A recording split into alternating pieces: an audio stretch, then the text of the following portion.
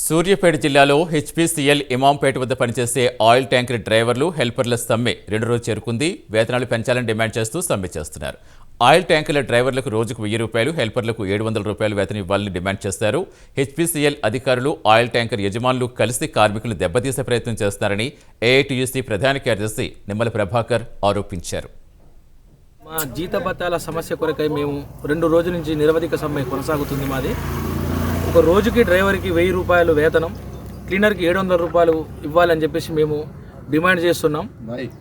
ఒక డ్రైవర్కి వాళ్ళు ₹600, క్లీనర్కి ₹300 ఇవ్వడం జరుగుతుంది. అది కాదని చెప్పేసి మాకు విపరీతమైన రేట్లు నిత్యావసర సరుకులు పెరగడం వలన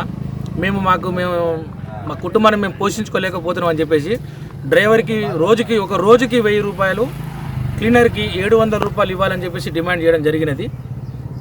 వాళ్ళు అధికారులు కానివ్వండి, లోపల మన ఓనర్లు కానివ్వండి, వాళ్ళు అందరూ కుమ్మక్కై వాళ్ళందరూ ఒకటే అంటారు, ఒక డ్రైవర్కి నెలకి ₹1000, క్లీనర్కి ₹1000 మాత్రమే పెంచుతాం, మేము పెంచాము అని చెప్పి చెప్పడం జరుగుతుంది. వాళ్ళు